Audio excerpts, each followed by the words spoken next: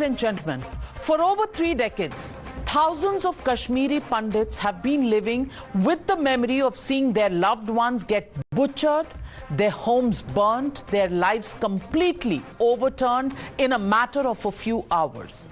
We've all read books and stories about the horrors that were lived on that fateful night of January 19th, 1990. And now there is a film that embodies it all. I would say the Kashmir Files is more than just a film. It's an experience that triggers 1,000 thoughts and tens of thousands of emotions. It brings you face to face with uncomfortable incidents and compels you to know more about the events leading to what eventually happened in Kashmir in 1990. The more you find out about it, the more it upsets you. I saw the film this morning, and I can tell you, I was shaken to my core. The lump in my throat wouldn't go away for hours after I was done watching the movie. And that is the sentiment that was felt across theaters in the country. Tears have flowed down every person's eyes as they watched in shock and horror and came to terms with a reality that many do not speak of anymore. But unfortunately, there are some in this country who are trivializing the dread, the terror that was felt by Kashmiri Hindu families in Jammu and Kashmir in the 1990s. Ladies and gentlemen, tonight, it's not me who will counter those critics. Tonight, I'm calling out to all those who are trying to whitewash history, deny facts because it does not suit their narrative and adds insult to injury to the families who've braved all odds, who have been refugees in this country that is their own motherland. They can't go back to their homes they had left behind in Jammu and Kashmir. What is their pain is something you will see when you watch the Kashmir Files. Tonight, I want all of them to hear the voices that portrayed this pain on the big screen, the minds that finally had the courage to tell the story no one did for 30 years. And on this special edition of the News Hour, I welcome the team of Kashmir Files.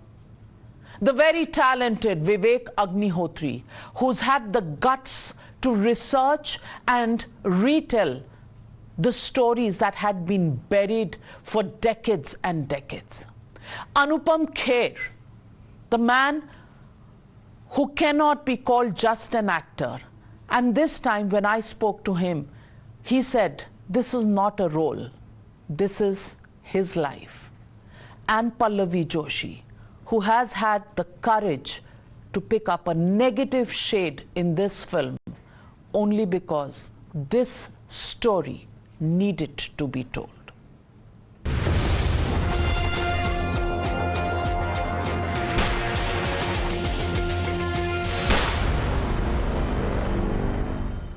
क्या कहूँ विवेक अग्निहोत्री जी, बात करते हुए रोंगटे खड़े हो रहे हैं। ये फिल्म नहीं थी, ये उन अनगिनत लोगों की कहानी थी जो कहानी नहीं थी, आप बीती थी।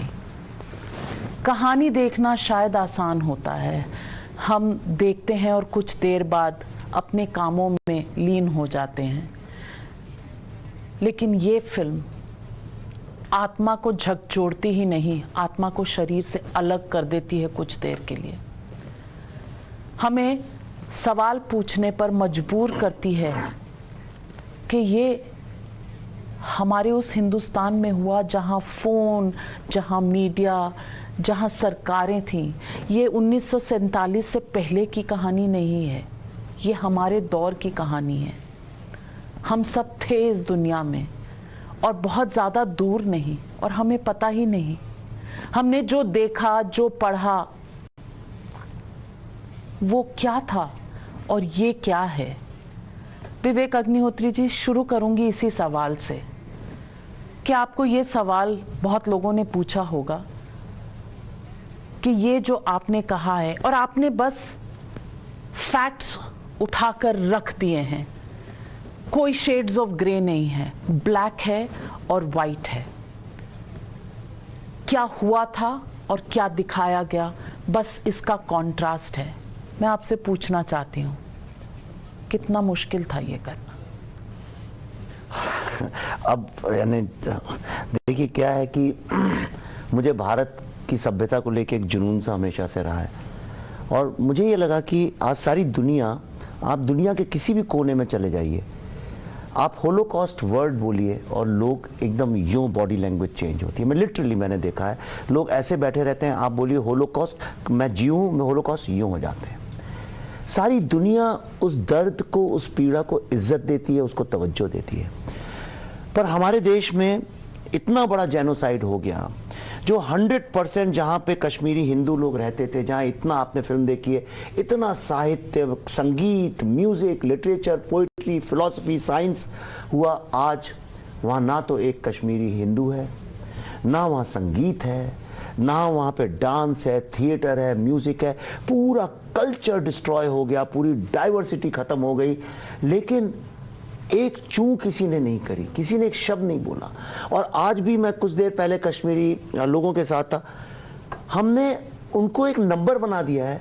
कोई कहता है 4000 लोग मारे गए थे, तो कहते नहीं नहीं 200 मारे गए थे, कोई कहता है 600 मारे गए थे। आज तो पब्लिश किया एक पॉलिटिकल पार्टी ने कि नहीं 88 लोग मारे गए थे।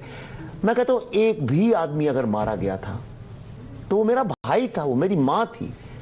एक भी औरत के अगर डिग्निटी के साथ कॉम्प्रोमाइज हुआ तो मेरी माँ थी। इसीलिए फिल्म में वो देखिए आप, हीरो डायलॉग कहता है, ये सिर्फ मेरी माँ नहीं, ये तुम्हारी माँ की भी कहानी है। वो कहता है ये शारदा मेरी माँ का नाम है। शारदा क्या है? शारदा सरस्वती है।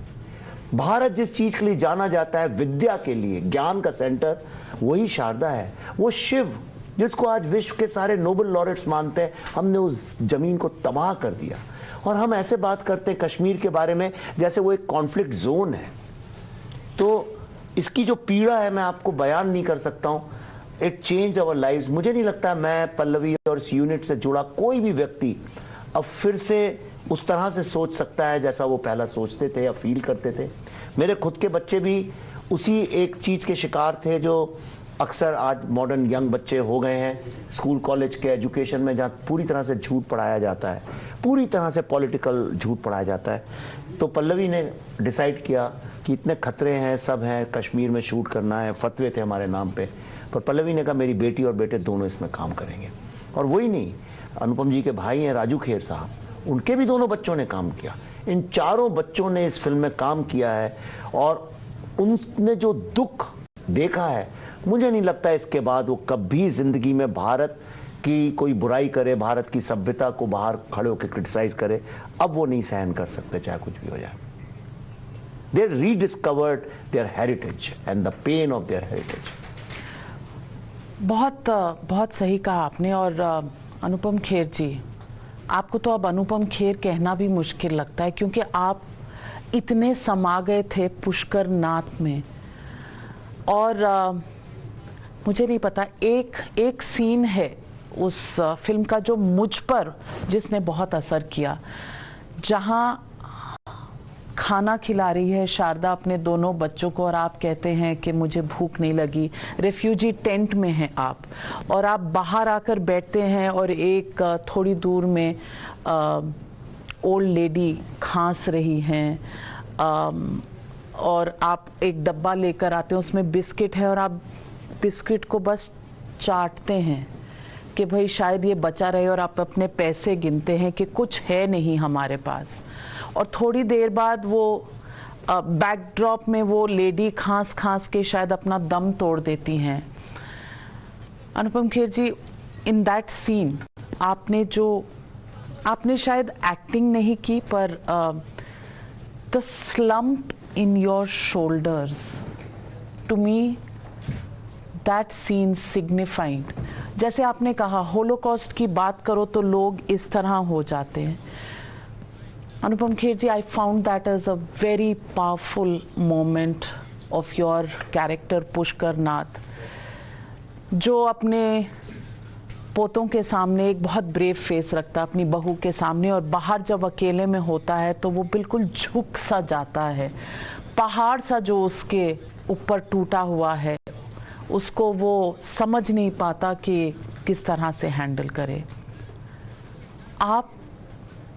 आपका अंदर क्या रहा आपके मन में जब आप इस फिल्म से एसोसिएट हुए, क्योंकि आप इस कॉज, कश्मीरी कॉज से पहले से एसोसिएटेड हैं, लेकिन टू रीलिव बहुत जिगर चाहिए रीलिव करने के लिए। मैंने जब फिल्म की थी तो ये मेरे ख्याल से मेरी 519वीं या 520वीं फिल्म है मेरे करियर की। तो मैं एक्टिंग स्कूल भी चलाता हूँ, पढ़ाता भी हूँ और काफ़ी थिएटर भी कर चुका हूँ, तो मुझे लगता है कि मैं काफ़ी परिपक्व अभिनेता हूँ। मगर जब मैंने ये फिल्म मुझे विवेक ने सुनाई तो मुझे लगा कि ये तो कहानी बहुत ज़रूरी है लोगों तक पहुँचना, मगर ये कैसे, इसका जिस तरह से इन्होंने लिखा है इसको कैसे उसकी रियलिटी जो है जब तक एक्टर्स महसूस नहीं करेंगे तब तक कैसे नज़र आएगी। और ख़ासकर पुष्करनाथ, तो पहले तो अच्छा काम इन्होंने किया है, मेरे फादर को जानते थे, उनका नाम पुष्करनाथ था, तो this was my tribute to my father. And जब हम सेट पर गए देहरादून में, हमारी पहले दिन की मेरी शूटिंग थी, the actor took A back seat and the person had to take the front seat because दर्द को बखान करने के 50,000 तरीके हैं और इतना काम करते हैं तो आपको एक क्राफ्ट पता लग जाता है कि इतना थोड़ा सा मैं महसूस करूंगा, फिर इतने थोड़े से आंसू ले आऊंगा, मगर इसमें क्राफ्ट इस पूरे पिक्चर को झूठा बना देती। और मैं झूठ का बिल्कुल सहारा नहीं लेना चाहता था ये रोल करते हुए। मैं चाहता था कि मैं इसको अपनी आत्मा से महसूस करूं और मेरी आत्मा दुनिया तक पहुंचेगी, क्योंकि मेरे सिर पर उन 5 लाख कश्मीरी पंडितों की जिम्मेदारी थी जो 19 जनवरी 1990 को अपने ही घरों से बर्बरता से निकाले गए थे। I had to be responsible towards them. उनका दर्द दुनिया तक पहुंचाना बहुत ज़रूरी था। मैं बहुत रोया इस पिक्चर के दौरान, पर्दे पर भी और शॉट ख़त्म होने के बाद भी। मैं बहुत बार विवेक आते थे और गले लग के रोते थे हम दोनों, नॉट बिकॉज कि ये ट्रेजिक सीन था सिर्फ, बल्कि ऐसा लग रहा था कि यार ये फिल्म जो है शायद एक ऐसा संतुलन बनाएगी उन लोगों के लिए जिनकी ट्रेजेडी को लोगों ने नकार ही दिया था कि ऐसा हुआ ही नहीं था। एक तो उन्होंने ये सब बर्दाश्त किया, हॉलोकॉस्ट जैसी सिचुएशन थी, और ऊपर से दुनिया ने ये मानने से मना कर दिया था कि आपके साथ ऐसा हुआ था, चाहे वो मीडिया की तरफ से हो, चाहे वो एडमिनिस्ट्रेशन की तरफ से हो, चाहे वो पॉलिटिकल लोगों की तरफ से हो, इंटेलेक्चुअल वगैरह वगैरह, किताबों में वगैरह, किसी ने नहीं। So if I say that this has been one of my most difficult roles, because I had to portray a person who has to represent so many people, it won't be an exaggeration. अभी भी मैं बात करता हूँ तो मुझे ऐसे घबराहट होती है। अभी भी कोशिश करता हूँ कि टेलीविज़न चैनल पर आँख में आंसू ना आए, बिकॉज शायद अभी हमने शुरुआत ही की है इंटरव्यू की, तो ऐसा नहीं लगना चाहिए, बट होता है। आज मैं दूसरी जगह कहीं बात कर रहा था, वहाँ रोना आ गया। रोना जो है ये एक सिर्फ ट्रेजेडी को लेकर नहीं है, उन कश्मीरी लोगों के बारे में भी सोचकर है कि अब उनको लगेगा कि हाँ, हमको लोग गले लगाएंगे और हमारी ट्रेजेडी जानने लगे हैं लोग। 32 साल सिर्फ ये समझाने के लिए कि हाँ, ट्रेजेडी भी हुई थी। मैं आपसे पूछना चाहती हूँ, अभी बात हुई, किसी ने कहा कि ये जो कॉलेजेस में और इंस्टीट्यूशंस में ये जो आज़ादी के नारे लगाए जाते हैं, आपका रोल था। सबसे पहले तो मैं आपका इसलिए भी अभिनंदन करना चाहती हूँ, I want to congratulate you, because the role required guts, because you were against the stream of now popular sentiment. आप उस तरफ से थी जो नैरेटिव ये बताते हैं कि कुछ हुआ ही नहीं था, और एक्चुअली मुसलमानों के साथ या कश्मीरी लोगों के साथ वहाँ पर बुरा बर्ताव हुआ स्टेट के द्वारा। कश्मीरी पंडित्स का तो कोई वहाँ कुछ लेना देना ही नहीं था।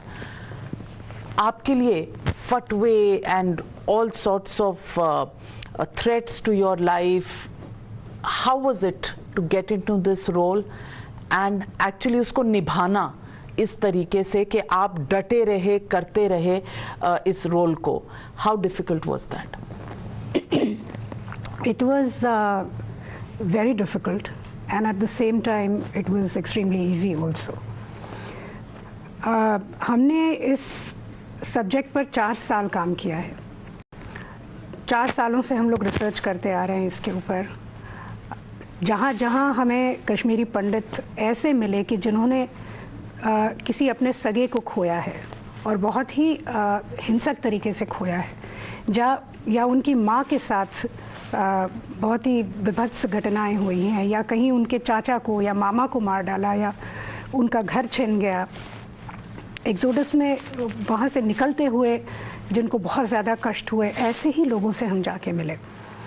और हमारे पास 700 से भी ज़्यादा कश्मीरी पंडित्स की टेस्टिमनीज़ हैं जिन्होंने हमें ऐसी ऐसी बातें बताई हैं नाविका जी, मेरा दिल दहल जाता है आज भी जब मैं सोचती हूँ उसके बारे में। कंटिन्यूसली विवेक और मैं, हम लोग उनके इंटरव्यूज़ ले रहे थे और उनको हमने कहा था आपको जितना और जैसे हमको बताना है बताइए। तो लॉन्ग इंटरव्यूज़, वीडियो इंटरव्यूज़ लिए हमने उनके, और रोज़ हमें पता था कि आज कुछ और बहुत ही दर्दनाक कहानी सुननी है। फिर दूसरे दिन, तीसरे दिन, चौथे दिन तो हमारी तो रातों की नींदें उड़ चुकी थी कि इतना ज़्यादा पेन आप नहीं प्रोसेस कर सकते। और उसके बाद जब ये फिल्म हमने जब शूटिंग शुरू की हमने, तो फॉर्चुनेटली मेरा जो काम था सबसे लास्ट में था, आखिरी शेड्यूल सिर्फ मेरा था। और पूरे शूटिंग में हम लोग, जैसे अनुपम जी बता रहे थे, हम रोते ही रहे। मुझे नहीं लगता पहले कभी किसी शूटिंग में ऐसा हुआ है, क्योंकि हम लोग आउटडोर में थे, तो आउटडोर में जैसे एक माहौल होता है कि सब लोग बहुत मस्ती करते हैं, एक पिकनिक का माहौल होता है। लेकिन ये विषय ही कुछ ऐसा था कि हर आदमी, चाहे वो टेक्नीशियन हो, सिर्फ एक्टर्स तो बहुत होते हैं इमोशनल, लेकिन हमारे टेक्नीशियंस वो मॉनिटर पे देख देख के शॉट्स रोया करते थे। सबके आंखों में आंसू दिखते थे हमें, और हर सीन में कोई ना कोई तो ऐसे फूट फूट के रोने लगता था कि सेट छोड़ के निकल जाता था। अब ये पूरा देखने के बाद, 4 साल का हमारा रिसर्च और पंडितों की इतनी पेन को जानने के बाद, the role which I thought would be extremely difficult for me, वो इतना ईजीली निकल के आया, क्योंकि मुझे पता था कि इनके जीवन का विलन क्या है और कैसा होना चाहिए। तो मैंने, जैसे मेरे दिमाग में आया, मैंने बहुत नेचुरली उसको किया perform, and at the same time I wanted to keep that little bit of sinister quality in her, but villain को ऐसे भी नहीं दिखाना था, क्योंकि वो एक प्रोफेसर है कॉलेज की, she holds a position of dignity in the society also. तो थोड़ा काम करना पड़ा उसके ऊपर, लेकिन I think I knew how big the villain should be, because I was almost part of the Kashmiri Pandit community. In fact, मेरा और विवेक का उन्होंने ऑनररी हमें टाइटल्स दिए हैं। Pallavi call Vivek is Vivek Pandit. विवेक जी, ये सब इतना लेग वर्क, इतना 4 साल का रिसर्च करने के बाद, और इतना रूबरू गम से और इस पूरे वाक़े से इतना रूबरू होने के बाद, जब एक ट्वीट आता है और ये कहता है कि अरे यहाँ तो ऐसा कुछ हुआ ही नहीं था, ये तो आरएसएस बीजेपी का कराया हुआ है, इसमें भी एक पॉलिटिकल टोन कहीं ना कहीं नज़र आता है। बाद में ट्वीट डिलीट भी हो जाता है, बिकॉज आज की पब्लिक में एक्सेप्टेंस नहीं है इस तरह की स्लांटेड नैरेटिव की। मैं पूछना चाहती हूँ, how do you feel then? आप अपने आप को कंट्रोल कर पाते हैं? आपके जहन में क्या होता है कि इस बात पर फिर क्या कहें? क्योंकि आपने फिल्म में पूरा दिखाया है कि वहां जो सरकार थी वो आंख बंद करके बैठी हुई थी, और पॉलिटिकल ओवरटोन्स उसमें नजर आ रहे हैं, और ये it's matter of record Jagmohan को गवर्नर थे, उनको ब्लेम किया जाता था, लेकिन उन्होंने जो राजीव गांधी को तब चिट्ठी लिखी थी वो पब्लिक डोमेन में है। बावजूद उसके जब इस तरह की बातें कही जाती हैं, how do you deal with it? मैं आपको जल्दी 2-3 पार्ट में बताता हूँ। पहली बात तो जगमोहन जी का क्लियर कर दूँ। जगमोहन जी का बड़ा आशीर्वाद रहा इस फिल्म के ऊपर। ये एकदम झूठ है और इसको एंटरटेन करना ही नहीं चाहिए, क्योंकि 18 तारीख को फारूक अब्दुल्ला ने रिजाइन किया, 20 तारीख तक जगमोहन जी वहाँ थे नहीं। ये जो 3 दिन थे वहाँ कोई सरकार नहीं थी, पुलिस नहीं थी, कुछ नहीं थी, और वहाँ पे पूरी तरह से डिसाइड हो गया था कि अब कश्मीर जो है वो आज़ाद हो गया और इस्लामिक रिपब्लिक ऑफ कश्मीर का निर्माण होने वाला है। अनाउंस हो गया था कि 26 जनवरी को वहाँ पे उनका झंडा गाड़ दिया जाएगा लाल चौक में। एक्चुअली जगमोहन जी तो 21 तारीख को वहां पहुंचे और पहुंचने के बाद ही इंश्योर्ड कि वो झंडा वहां पे ना लगे। उसका तो सारे भारत को ऋणी होना चाहिए जगमोहन जी का, नंबर 1। दूसरा, आपने कहा ट्वीट किया जाता है, तो मैं एक सवाल पूछना चाहता हूं। मैं जानता हूं आप किस ट्वीट की बात कर रही हैं, केरला कांग्रेस का है तो उसको घुमा फिरा के नहीं करते, पर देखिए मैं कई बार बोलता हूं, मोतीलाल नेहरू जी कश्मीरी ब्राह्मण थे, पंडित थे। उनके पुत्र जवाहरलाल नेहरू जी कश्मीरी पंडित थे। उनकी बेटी अपने को जिंदगी भर कश्मीरी पंडित बोलती रही। उन्हें चिट्ठी भी मैंने डाली है उनकी ओरिजिनल, जिसमें उन्होंने लिखा, मेरा बड़ा दिल दुखता है कि कश्मीर और लद्दाख में हिंदुओं के साथ जो अत्याचार हो रहा है, प्रधानमंत्री होकर भी मैं कुछ नहीं कर पा रही हूँ। उसके बाद उनके जो बेटे हुए वो राजीव गांधी जी, इंदिरा जी, राजीव गांधी, दोनों टेररिज्म में मरे, दोनों के दोनों। और अब उनके जो पर पोते जो हैं, उनके निर्देश पे कांग्रेस जो काम कर रही है, ये उनका अंदरूनी मामला, उनके परिवार डायनेस्टी का मामला है। वो अपने दादा की, नाना की, पिता की, माँ की नाक कटाना चाहते हैं, वो जाने। पर एक सवाल जरूर पूछा जाना चाहिए कि उनकी माँ तो सोनिया गांधी जी हैं, तो अब सोनिया गांधी जी से वो एक बार ये पूछें कि क्या यूरोप में वो कभी होलोकॉस्ट को क्वेश्चन कर सकती हैं?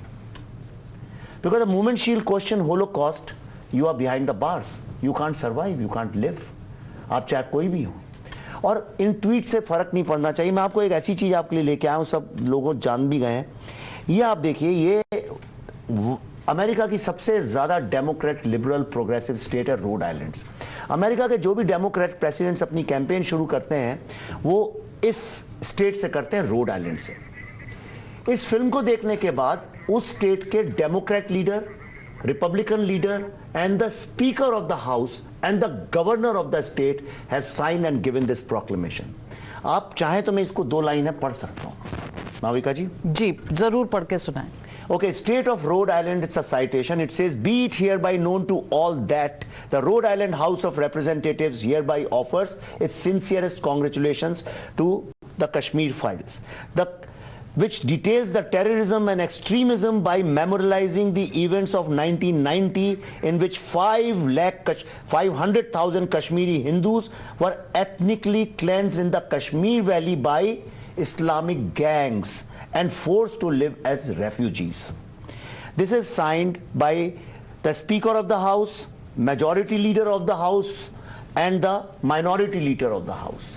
You cannot have a bigger certificate than this. जो लोग वॉशिंगटन पोस्ट और न्यूयॉर्क टाइम्स के हम लोगों को आर्टिकल दिखा के ये साबित करना चाहते हैं कि India is a fascist government, a fascist country, we are a regressive people, उनको ये पता होना चाहिए कि ये सबसे डेमोक्रेट जगह से फिल्म देखने के बाद ये आया है। आज सारा वर्ल्ड जो है एक्नॉलेज कर रहा है। मेरे पास ब्लैक्स, हिस्पैनिक्स, हर एथनिक कम्युनिटी के जो लोग हैं इस फिल्म को देखने के बाद कहते हैं कि हम शर्मिंदा हैं कि हमको ये सत्य नहीं पता था। और मुझे बहुत दुख है, बहुत ज़्यादा दुख है कि जिन लोगों की हुकूमत में ये सब हुआ वो इसको डिनाई करने की कोशिश करते हैं। Denial of genocide is the biggest injustice.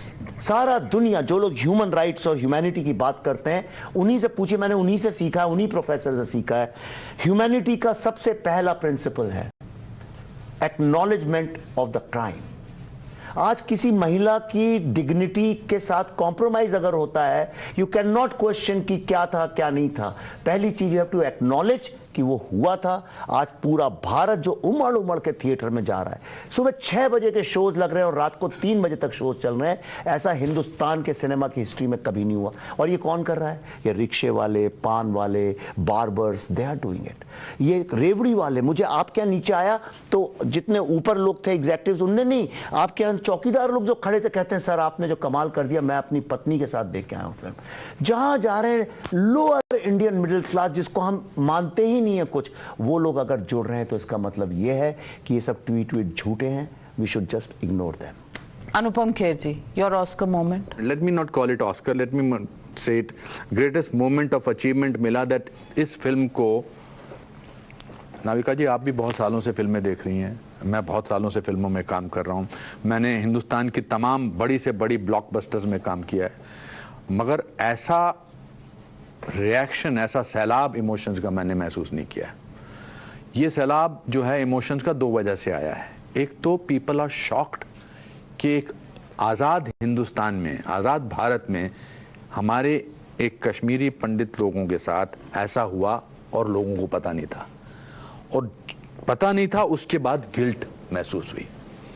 अब जो इतने 32 सालों में नहीं हुआ, वो पूरा प्यार उमड़ कर उनको प्रोटेक्ट करना चाहते हैं। मेरी समझ ये है, वो बस उनको गले लगाना चाहते हैं, वर्चुअल गले कह दीजिए, या वो आप उनको दिखा दीजिए अपनी उनके प्रति यूनिटी दिखा के, उनकी फिल्मों दिखा के। मैंने कभी देखा ही नहीं है कि लोग सड़कों पे उतर के जाके देख रहे हैं फिल्में, मॉल्स में चिल्ला रहे हैं, फिल्म देख रहे हैं फिल्में। पिछले 4 दिन से द कश्मीर फाइल्स नंबर 1 पे ट्रेंड कर रही है।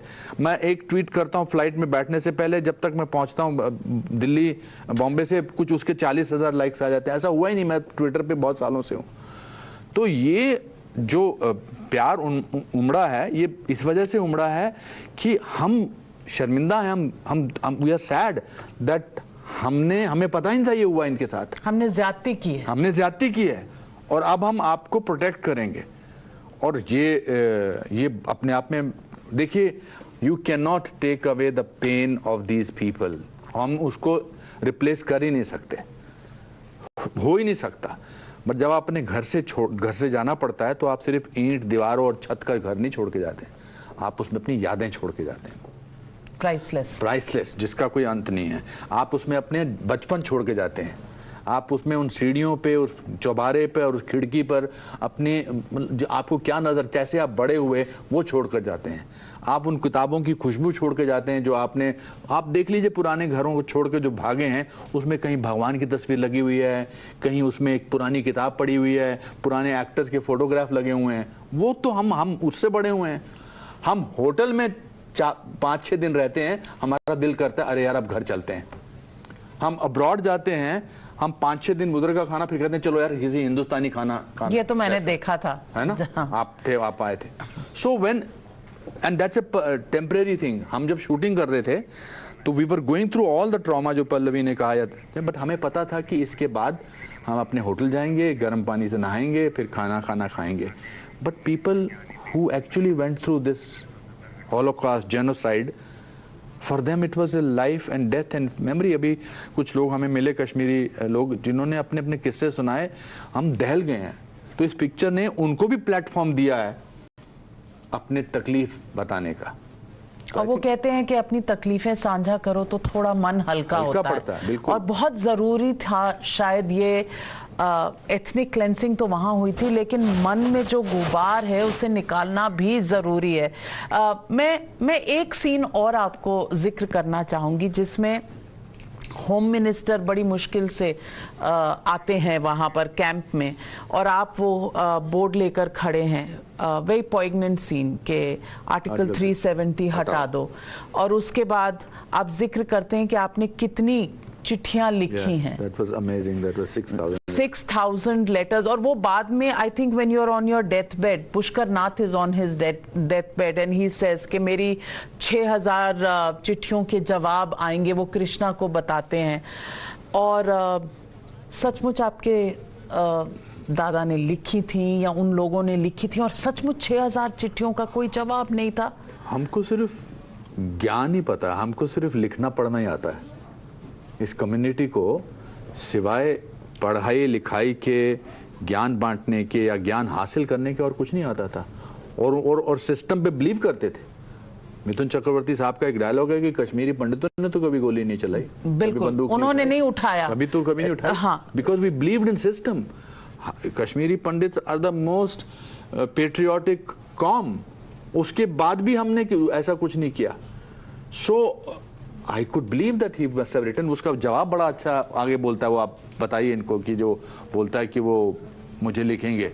हाँ, वो अपने बेटे से कहता है कि देखना एक दिन आएगा। हाँ। और वो बिस्तर में तब बोल रहा है जब आर्टिकल 370 हट चुका है। हाँ। और उसको एहसास नहीं है। देखिए, मैं ये कहाँ से आया था, मैं जम्मू गया था जब इंटरव्यू करने, मैं इतने सारे घरों में 90 साल के लोगों से मिला।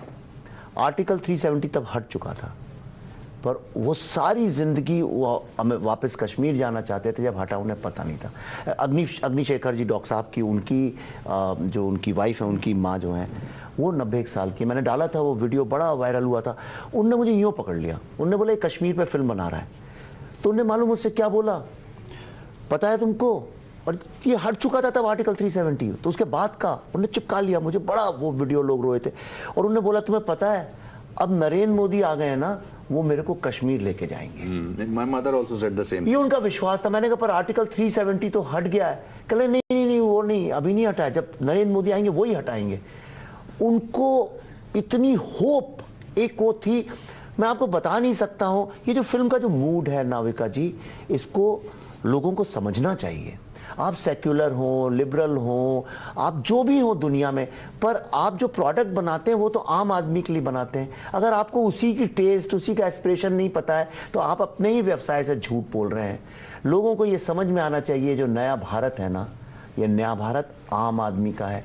ये middle class, lower middle class, non English speaking, ये भारत जगह है, न्यू भारत। ये नया भारत फिल्म देख रहा है जो कह रहा है ये अन्याय हुआ, इसका जवाब हम देंगे। That's why youth is connecting. मुझे लगता है कि दर्द की कोई भाषा होती ही नहीं। हिंदी, इंग्लिश, आंसुओं की कौन सी भाषा होती है पल्लवी जी? एक माँ कहते हैं कि टूटे हुए दिल बोलते नहीं, उन्हें सुना जाता है। बिल्कुल, क्योंकि उनकी कोई भाषा नहीं होती बोलने की। बिल्कुल। और किसी बच्चे के सामने उसकी माँ के साथ ऐसा किया गया हो, भाषा की जरूरत है इसके लिए।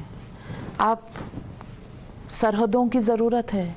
ये कहीं भी किसी के साथ भी अगर हो तो दिल दहलाने वाली बात है।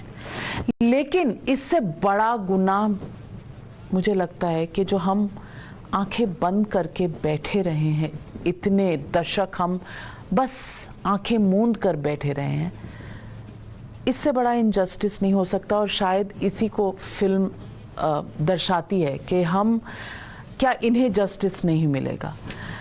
आपको क्या लगता है जस्टिस कब होगा? जब ये वापस जाएंगे? क्योंकि अगर आप देखें बिट्टा कराटे, उनके सारे केसेस वापस ले लिए गए थे। किसी ने रीओपन नहीं करवाई फाइल्स, उनको बेल पर छोड़ दिया गया। तो एक इंडाइटमेंट सी थी, क्योंकि बेल ऑर्डर में जज ने लिखा कि बहुत हल्के से लिया एडमिनिस्ट्रेशन ने, प्रोसिक्यूशन ने। हम कभी भी, can we ever make this right? क्या हम ये गलती को कभी सही कर पाएंगे? मेरे ख्याल से नाविका जी, ये समय आ गया है उस गलती को सुधारने का। और इस युवा पीढ़ी पर मुझे इसलिए विश्वास है बहुत ज़्यादा कि हम जिन माँ बाप के घर पैदा हुए, जो हमारे माँ बाप थे, वो कॉलोनियल ईरा में पैदा हुए थे। इसलिए कहीं पे हमारे मन में, जब हम बड़े हो रहे थे, कहीं पे हमको ये सिखाया था उन्होंने कि आपको बड़े लोगों के सामने झुकना है। आप थोड़ी जी हुजूरी सिखाई जाती थी तब। कॉन्फ्रंटेशन नहीं करना है, ज़्यादा सवाल मत करो, हाँ जी कह के अपना काम निकालो, सबसे अच्छे बन के रहो, यही सिखाया गया था हमको। जबकि हम स्वतंत्र भारत में पैदा हुए, लेकिन चूंकि हमारे माँ बाप स्वतंत्र भारत में पैदा नहीं हुए थे, कहीं पे ये फिल्टर डाउन उन्होंने हमारे अंदर कर दिया था थोड़ा सा।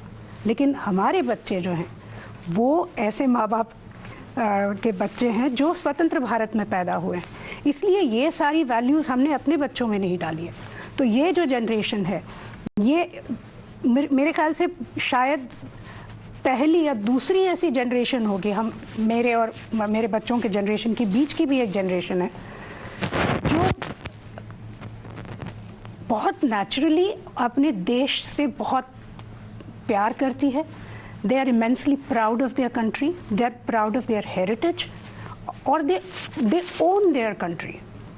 तो आज जो यूथ है, अब ये फिल्म देख रहे, आप देख रहे हैं किस तरह का रिस्पॉन्स आ रहा है, और सबसे ज़्यादा ये यंग इंडिया ये फिल्म को देख रही है.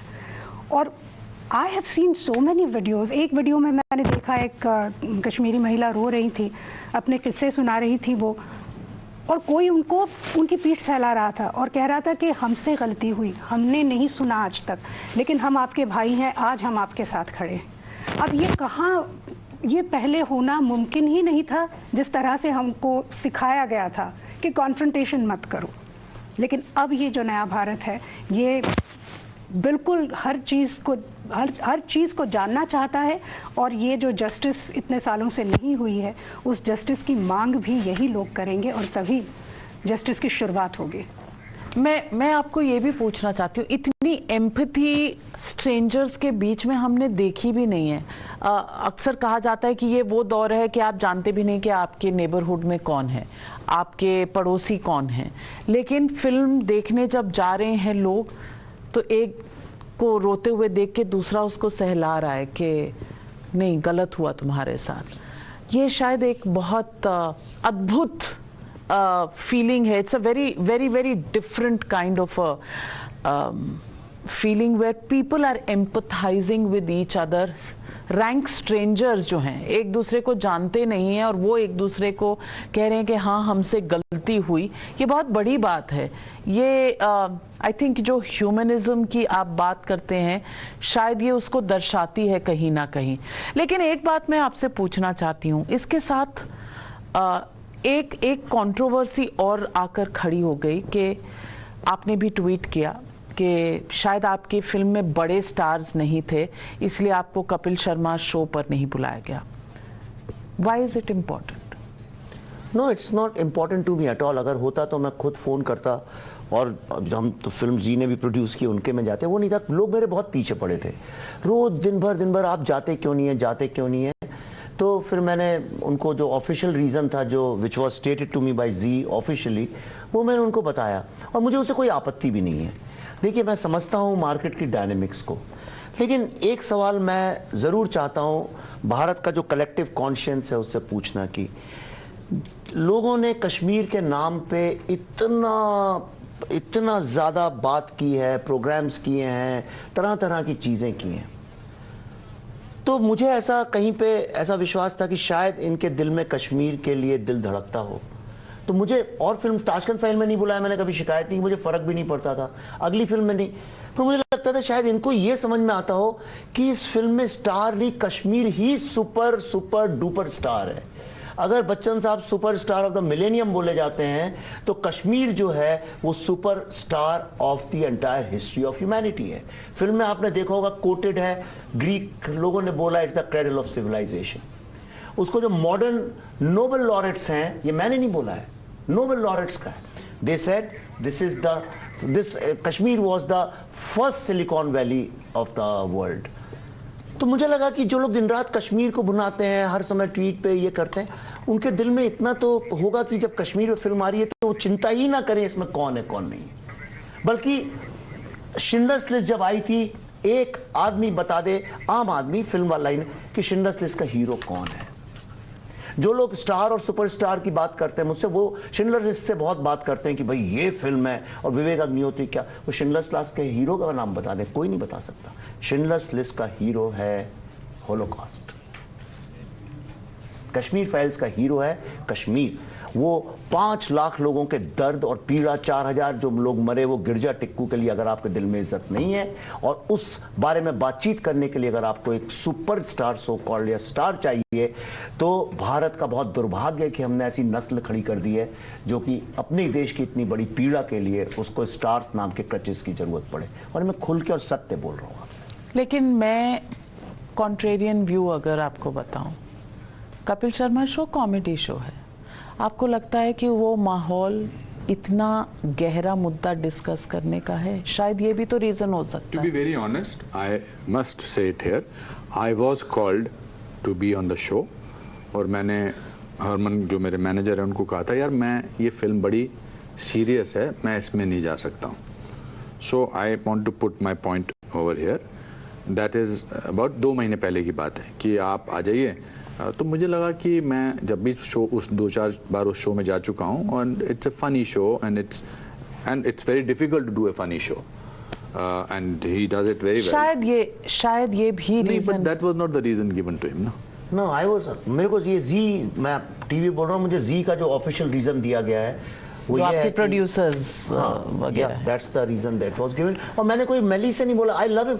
एक्चुअली हमारे घर में टीवी नहीं है, हम न्यूज़ नहीं देखते, कुछ नहीं देखते, पर हम कभी कभी बाहर होते हैं होटल वगैरह में, तो हम सैटरडे आप संडे. टीवी नहीं देखते तो हमारा आपसे बहुत झगड़ा है कि अगर आप टीवी नहीं देखते और न्यूज नहीं देखते उसका तो बहुत कारण है. गलत. आपको तो देखते हैं, आपको टीवी में तो आते हैं हम, आप बुलाती हैं तो आ ही जाते हैं. ऐसी बात. And I don't think Kapil has any malice towards us or towards the film. To be very honest with you, I don't think that is the thing. But ठीक है, अभी ये पिक्चर तो अभी हम सबके हाथ से निकल चुकी है.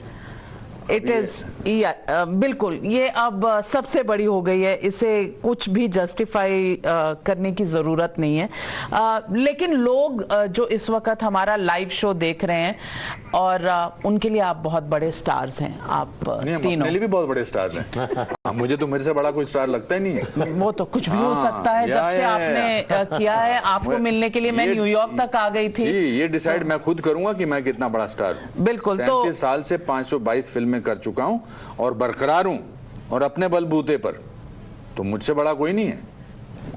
I completely agree with you. मैं बिल्कुल आपसे सहमत हूं, क्योंकि अपने बलबूते पर यहाँ तक पहुंचना कितना मुश्किल है ये मैं भी एक्सपीरियंस कर चुकी हूं. हम सब मिडिल क्लास फैमिलीज से आते हैं और हमने अपनी जर्नीज, अपने रास्ते अभी तक अंग्रेजी बोलनी नहीं आती. कभी अटक जाता हूं तो खेर साहब को फोन करके कहता हूं सही बताइए क्या लिखना है, तो यही हेल्प करते हैं.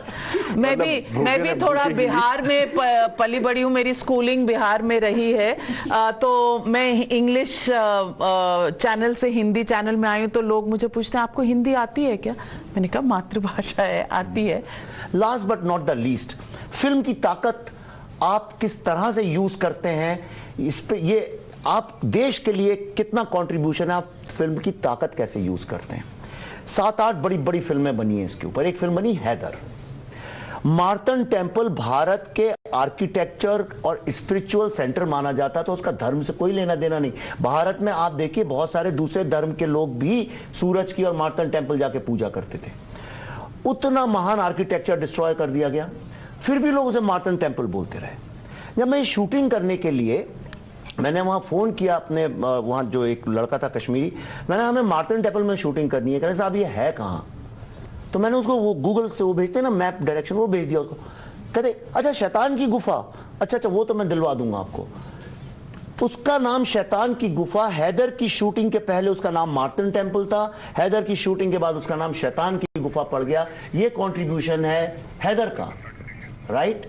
और आज इस फिल्म देखने के बाद तेलुगु, बंगाली, केरला में 2 शो थे, आज वहां पे कम से कम 50 शो चल रहे हैं. लोगों ने मार मार के मैनेजर से खुलवाए. भारत के लोग इस फिल्म से जुड़ रहे हैं, गले मिल रहे हैं, भारत की अखंडता को मान रहे हैं और वो ये कह रहे हैं कि अब जस्टिस होनी चाहिए. ये फिल्म की ताकत है, आप जिस दिशा में चाहें उसमें ले जा सकते हैं. 2014 के पहले, और मैं गर्व से कहता हूं 2014 के पहले ऐसी फिल्मों को जगह ही नहीं थी, क्योंकि भारत के लोग डरे हुए थे, एम्पावर्ड फील नहीं करते थे. इसलिए वो जो भी झूठ मूठ हैदर दिखा दिया, उन्होंने कहा इसके खिलाफ कुछ बोलेंगे तो यार मर जाएंगे, मीडिया वाले भी हमारे पीछे पड़ जाएंगे, हमारा करियर बर्बाद हो जाएगा, काम नहीं मिलेगा. लेकिन आज 2000 के बाद Tashkent files, Buddha and traffic jam और मैंने कश्मीर फिल्म बनाई है. और नाविका जी आपकी चैनल में बोल के जा रहा हूं आज ये बात, ये पूरा जो एक बॉलीवुड का करप्ट एस्टेब्लिशमेंट है वो आज ढह गया है. अगले 5 साल में अगर 10-15 और विवेक अग्निहोत्री खड़े होकर इससे भी ज्यादा मजबूत नई फिल्म बनाई तो आप मुझे बुलाइएगा यहाँ 5 साल बाद और आप कहिए विवेक जी आप गलत कह रहे थे. यही लोग भी कह रहे हैं कि पुनर्जागरण हुआ है. It's an awakening. कश्मीर में जो एक्सोडस हुआ उसके कारण क्या थे, लोगों ने उसके बारे में किया है. और जो आपका जो बिल्डअप टू द क्लाइमैक्स था, दैट सीन बनाने में उसको मुझे पता नहीं कितनी हिम्मत लगी होगी, क्योंकि उसे देखने में बहुत हिम्मत लगी और रूह कांप गई। मैं न्यूयॉर्क में था जब मैं स्क्रिप्ट पढ़ रहा था, ये मेरे घर आए थे। वो जब लास्ट सीन में मैं आया था, we will not try and disclose that scene, but जब मैं लास्ट सीन में आया, I was alone on the 36th floor. मुझे लगा मेरा दम घुटने लगा, and that's why also the people leave that place, and Vivek was very sure that वो वहीं पर पिक्चर कंप्लीट करना चाहते हैं। सो लोग हक्के बक्के होकर निकलते हैं वहाँ से। I know, normally Bollywood film में आई डोंट नो, हाँ सब कुछ ठीक हो जाता है because you go with a comfort. कुछ ठीक हुआ ही ना अभी तक हुआ नहीं, and that's the poignance of terrorism का यही असली रूप है जो किसी ने दिखाया नहीं। बिल्कुल। मैं क्या कहूँ, ये फिल्म नहीं है, this is something to awaken the sleeping souls of human kind in this country. ये हम सब की आत्माओं को जगाने के लिए आपने ये बनाया है। ये this is a piece of art. It is, I can't even call it a film because ये जो कहानी है ये फैक्ट्स की है। ये जो न्यूज़ में होना चाहिए था शायद ये अब फिल्म में हुआ है, जो आपने फैक्ट सामने रखे हैं। मैं क्या कह सकती हूँ आपको, मैं सिर्फ ये कह सकती हूँ कि एक इंसानी तौर पे, और मैं नहीं जानती कि क्या नैरेटिव है, क्या कितना हमारा देश डिवाइडेड है, सोसाइटी डिवाइडेड है, कि बॉलीवुड डिवाइडेड है, कि मीडिया डिवाइडेड है, मैं इनमें जाना ही नहीं चाहती। मैं सिर्फ ये कहना चाहती हूँ कि जो आपने दिखाया उसने हमारी आत्मा को झकझोर कर जगाने की जो एक प्रक्रिया की है, ये बहुत ज़रूरी था। हम सब अपने एक बबल में कहीं ना कहीं महफूज, उसको क्या हो रहा है, उसको क्या हो रहा है, हमने कभी सोचा ही नहीं कि हम अपने आगे किसी को देखें। पर ये जो आपने बहुत पावरफुल तरीके से कही है, इसके लिए थिएटर्स में तो लोग रो रहे हैं, स्टैंडिंग ओवेशन दे रहे हैं। मैं यहाँ खड़े होकर आपको स्टैंडिंग ओवेशन देना चाहती हूँ, because I have no words. I just want to bow down to this creative genius and the work that you have done. ये एक हिस्टोरिकल मोमेंट है मेरे हिसाब से। मेरी भी आंखें गीली हो गई। क्या कर दिया आपने? Thank you. नहीं, बट इसी दिन के लिए हम लोग ने अपनी सारे फतवे और सारी जान खेली। पर मैं एक बात आपको बताता हूँ, इस फिल्म के पीछे पल्लवी का बहुत बड़ा एक सपोर्ट और सोल है। She took our children and she said, "Face, this is the India and you have to fight this India." To this very special woman, I know the road is very tough, but you've chosen, आपने चुनकर ये बहुत मुश्किल रास्ता जो लिया है। मैंने पहले भी कहा था कि इसके लिए गट्स चाहिए, इसके लिए बहुत हिम्मत चाहिए, और आपने जो हिम्मत दिखाई है, मैं चाहूंगी कि thank you Navika ji, thank you भाई। गलत किया आपने। हाँ, सब ऐसा नहीं करते। दिल तोड़ दिया हम लोगों को। अच्छे खासे रोक के रखा हुआ था हमने अपने आप को, एंड में आपने ये क्या किया है। चलो अच्छा, देखो ये होता है अच्छी फिल्म बनाने का और सच सच दिखाने का। आई कांट, मैं क्या कहूँ आपको, बस ये कह सकती हूँ कि ये होना नहीं चाहिए था, और ये ज्यादती होनी नहीं चाहिए थी, पर अब हुई है तो इसे जल्दी ठीक होना भी चाहिए। हो जाएगा, सब हो जाएगा। Thank you. जख्म मिले हैं तो मरहम भी कहीं ना कहीं मिलेगी। अब कुछ नहीं हंसाएगा। चलो thank you. Okay, take care. Thank you. The news hour at 9 will be right back after the break.